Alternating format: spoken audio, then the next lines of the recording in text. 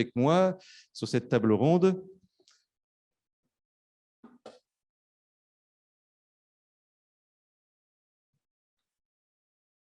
Voilà, on est ensemble. Peut-être on peut faire un petit tour de table pour se présenter rapidement. Qui est-ce qui veut commencer? Celui-là? Il faut allumer le micro sur la droite. Voilà.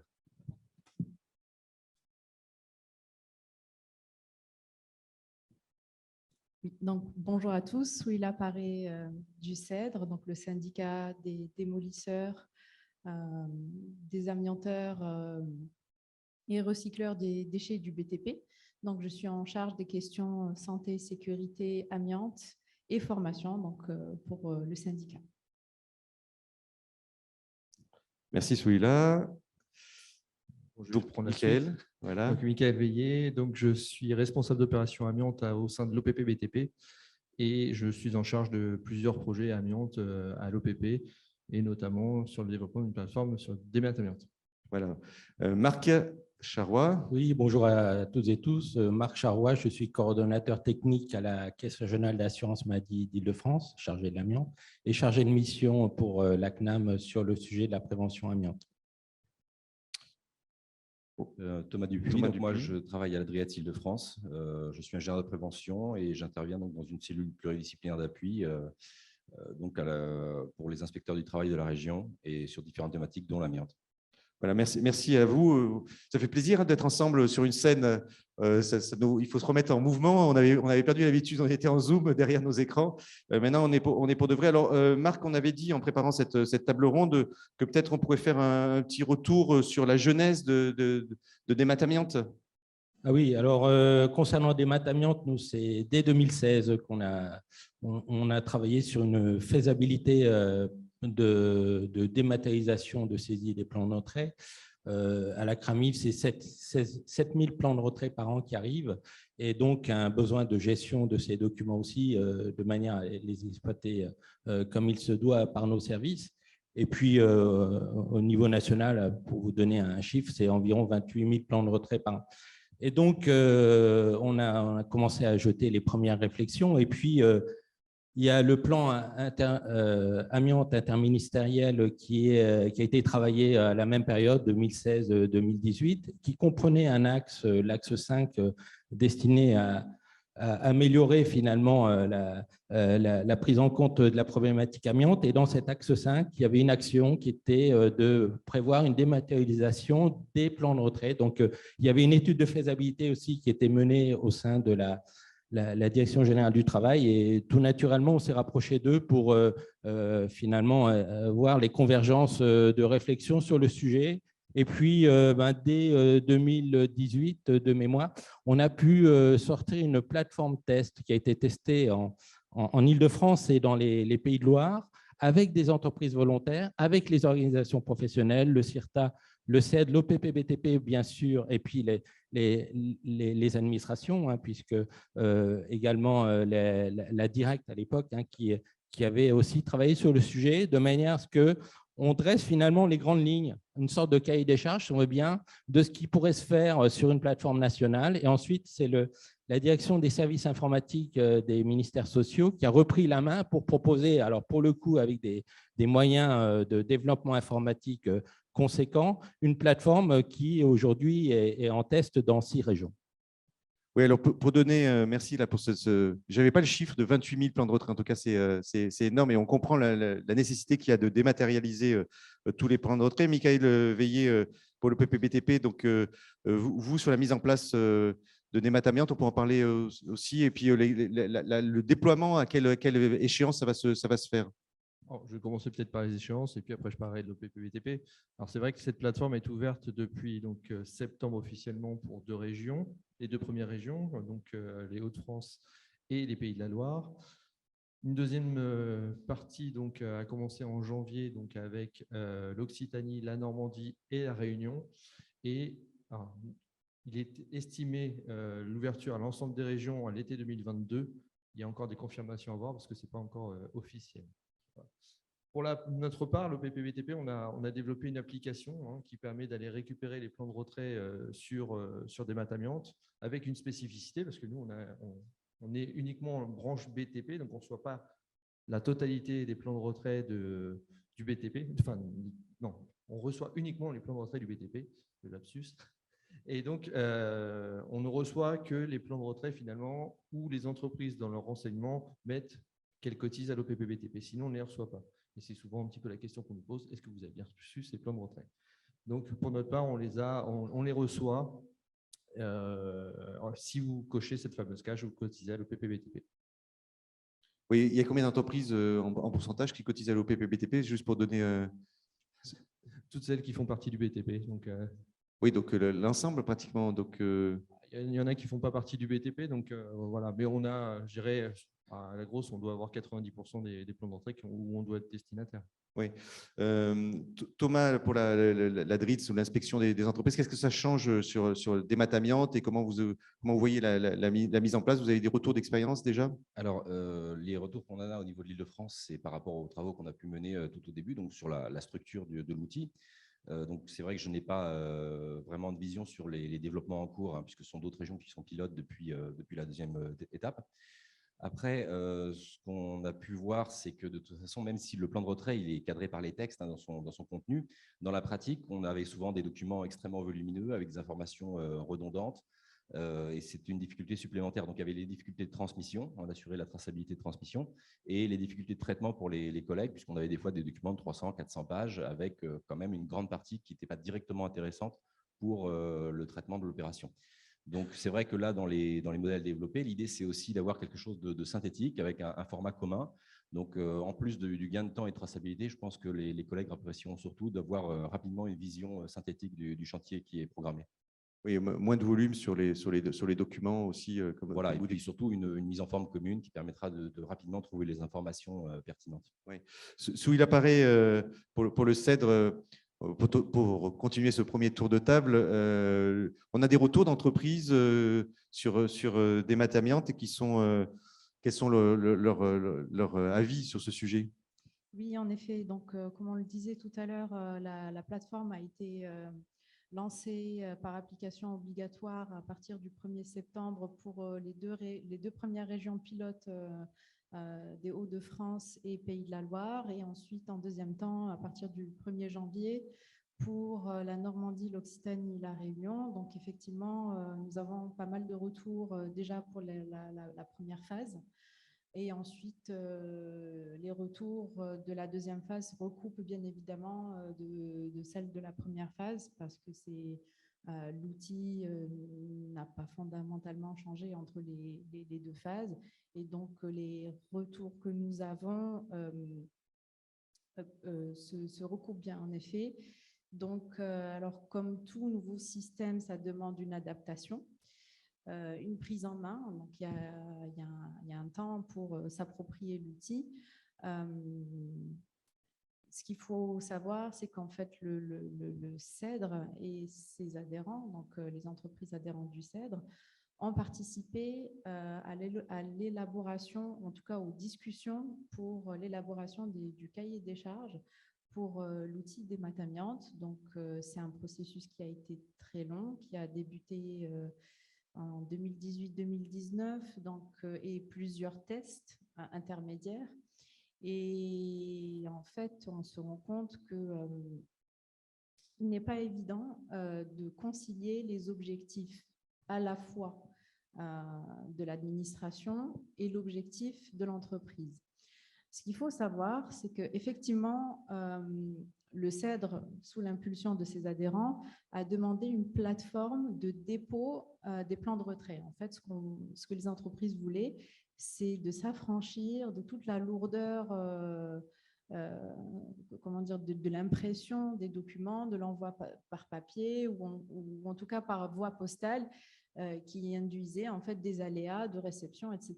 Donc, on voulait quelque chose de dématérialisé, en tout cas de numérisé, afin de faciliter la transmission de ce document. Ce qui convergeait avec l'objectif de la DGT d'exploiter de manière numérique les données qu'on peut avoir des plans de retrait. Donc,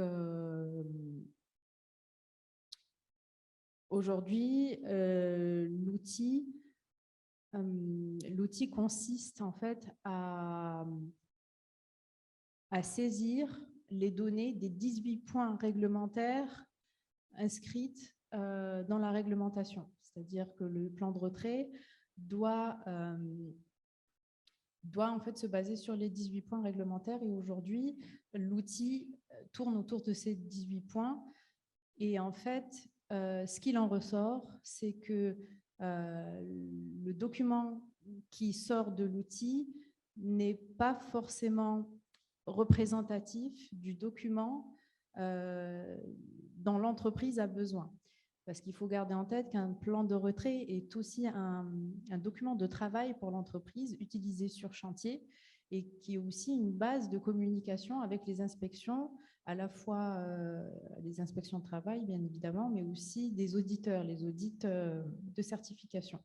Donc, aujourd'hui, les entreprises sont à la fois en train de se familiariser avec l'outil, mais continuent de produire, on va dire, le document classique qui leur sert de travail, en fait, sur le chantier. Oui, donc ça c'est une nouveauté. C'est finalement, on continue. Ce que j'entends, c'est comme la méthode de travail, il y a une rupture, hein, c'est comme toujours le numérique, il y a une rupture dans l'organisation, les méthodes de travail.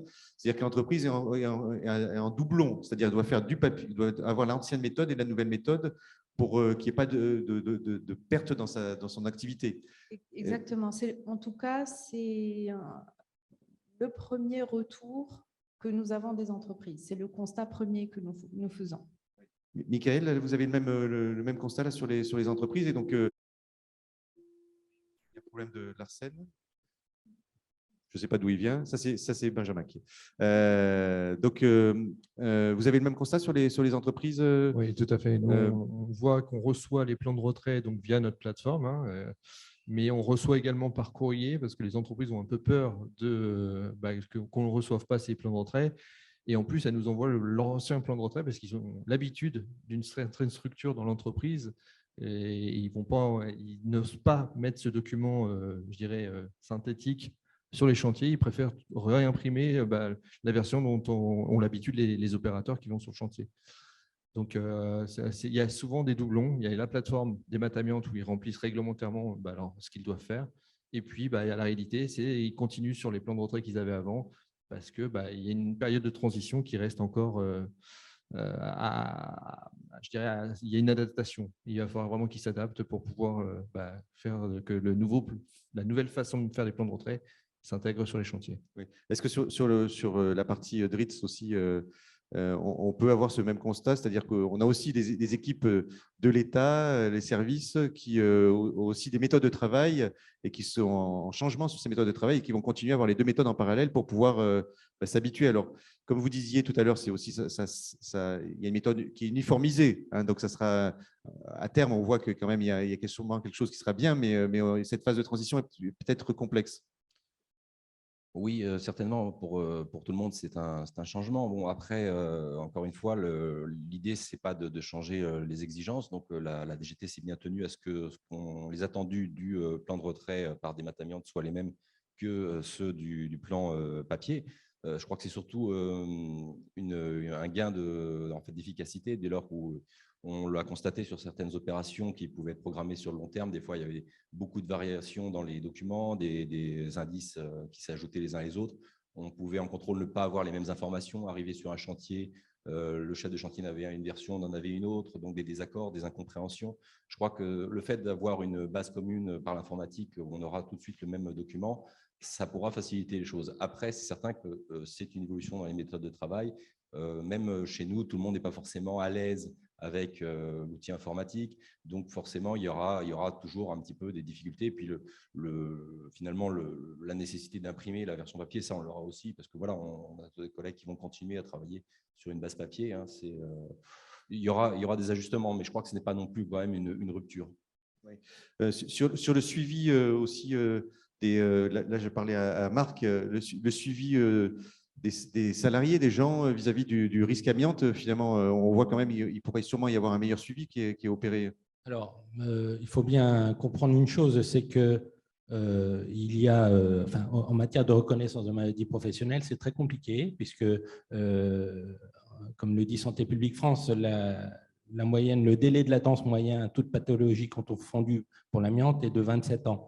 Ça veut dire que les victimes qui veulent faire reconnaître le caractère professionnel de leur maladie, c'est dans un délai qui est souvent postérieur à 27 ans. Donc, il faut retracer son parcours professionnel 27 ans en arrière minimum. Donc, c'est très compliqué. Et du coup, il y a des déclarations de maladies professionnelles qui sont examinées en comité régional de reconnaissance des maladies professionnelles. Pourquoi? Parce que, bon, c'est un peu technique, mais excusez-moi, mais en fin de compte, les demandes ne correspondent pas exactement aux 3 critères exigés dans les tableaux de reconnaissance de maladies professionnelles. Et du coup, il y a ce comité de reconnaissance régional. On peut les décrire, les 3 critères? Alors, c'est la pathologie, c'est le métier et c'est la durée d'exposition.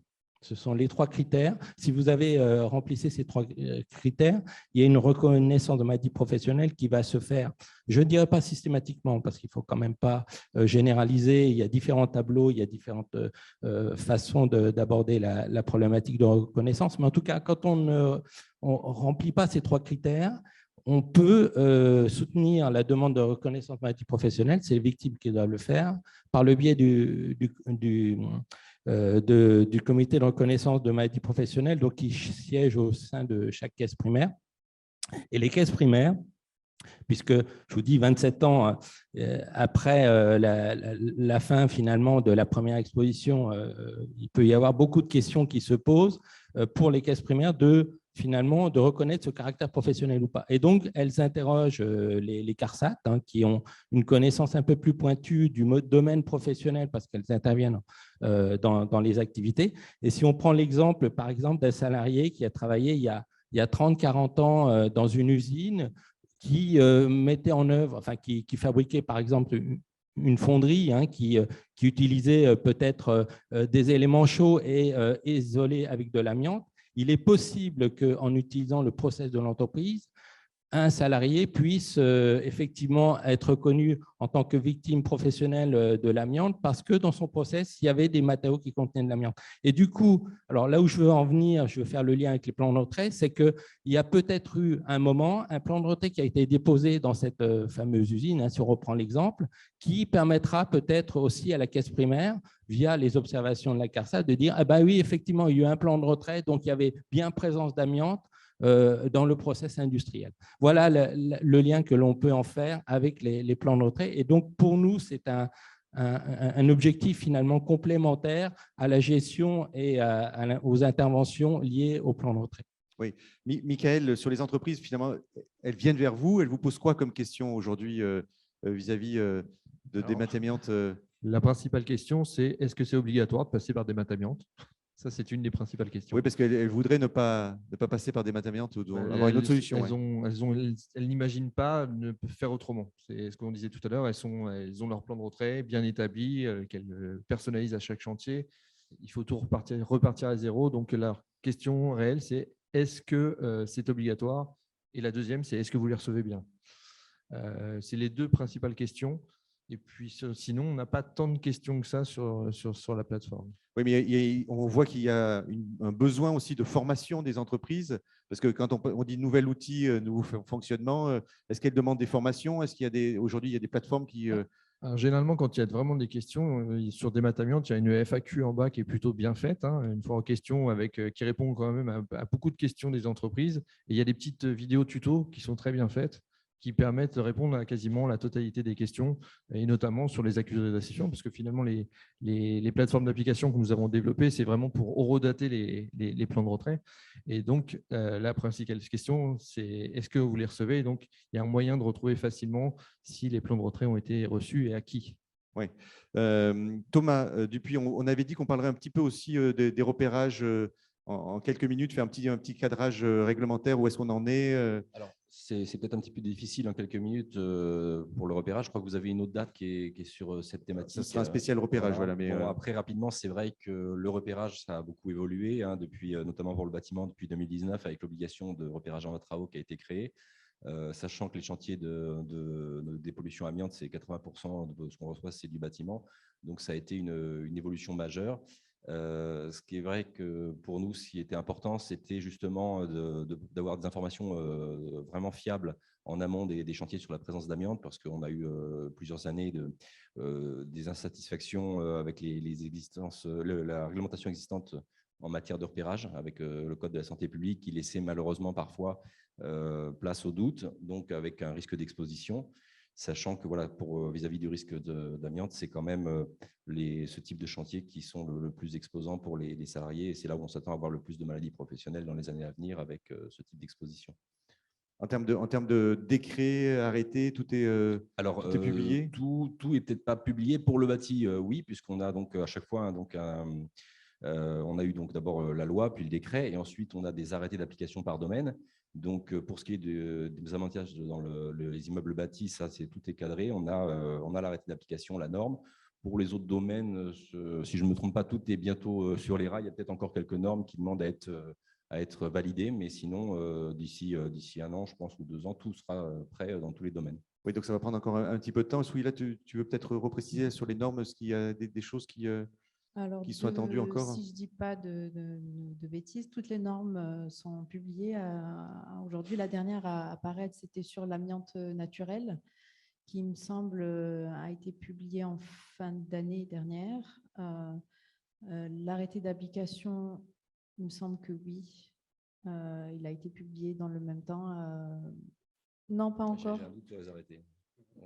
Il manque, je crois qu'il manque. Il manque, c'est le dernier. Effectivement, c'est le dernier texte qui manque, donc relatif à l'amiante naturelle dans les sols et roches. Voilà, donc là, tout va être publié bientôt. Alors, on a un petit quiz quand même pour vous. Vous savez qu'on a gardé pour le public aussi à distance, on a gardé cette idée de quiz sur lequel vous allez pouvoir voter. Alors, l'utilisation obligatoire de démat amiante sera étendue à toute la France en 2022. Là, vous allez savoir répondre maintenant. Hein, vous avez entendu la table ronde. 2023, je parle aussi, vous qui êtes dans la salle, hein, 2024 et 2025. Là, vous pouvez commencer à voter quand vous êtes à distance et vous suivez cette conférence. Ça, c'était la première question. La deuxième question, c'est combien de points réglementaires doit contenir le plan de retrait amiante? Alors ça, je crois qu'on ne l'a pas abordé ici. Ah si, on l'a dit. 6, 12, 18 ou 22. C'est Souila, je crois qu'il l'a dit. Et puis la troisième question, c'est l'utilisation track déchets. On n'a pas trop parlé, mais on va en parler. Pour la signature des bordereaux de suivi de déchets amiantés, BSDA est obligatoire, vrai ou faux? Voilà, on vous laisse voter encore 5 secondes. On a des gens qui ça vote. On peut présenter les résultats, Benjamin? 5, 4, allez, 3, 2, 1, 0. Voilà, et on vous présente les résultats en direct, live, voilà, du public qui est à distance. Donc, on a effectivement une majorité qui a voté. Peut-être on peut mettre la diapo aussi, Benjamin, de réponse. Une majorité de public qui a voté 2022, mais il y a encore pas mal qui disent 2023, qui attendent. Michael, effectivement, peut-être prenez le micro. Pour l'instant, on a une prévision 2022. Après, rien n'est encore arrêté pour l'instant. Donc, on n'a pas de date officielle pour l'ensemble des régions. Deuxième question, combien de points réglementaires doit contenir le plan de retrait? C'est bien 18, Souila? Oui, c'était ça, hein, c'est ce que tu… Oui, c'est bien ça. Donc, bien que le plan de retrait est dématérialisé maintenant, les 18 points restent quand même réglementaires comme dans la version d'avant. Donc voilà, donc le public a majoritairement voté ça. Et ensuite, utilisation de track déchets pour la signature de bordereaux de suivi de déchets amiantes. BSDA est obligatoire? Alors oui, si on suit le texte, mais il faut savoir qu'il y a une période de tolérance de 6 mois, donc jusqu'à l'été, qui correspond, en fait, je vais l'expliquer tout à l'heure dans ma présentation, qui correspond à des contrôles souples dans l'utilisation de track déchets, mais les textes, effectivement, rendent obligatoire à partir du 1er janvier la dématérialisation du suivi des déchets amiantes. Voilà, il y a quelqu'un qui veut préciser quelque chose sur track déchets? Michael, je crois que vous avez hésité. Non, nous, on a aussi un rendez-vous pris avec Track Déchets justement pour qu'on voit avec les équipes de l'OPP-BTP un peu comment nous, on pourrait aider les entreprises qui utilisent Track Déchets. Nous, on ne l'utilise pas directement, mais comment aider les entreprises qui doivent utiliser Track Déchets d'ailleurs. Bien sûr. Voilà. Merci à tous les 4 pour cette table ronde. On peut les applaudir.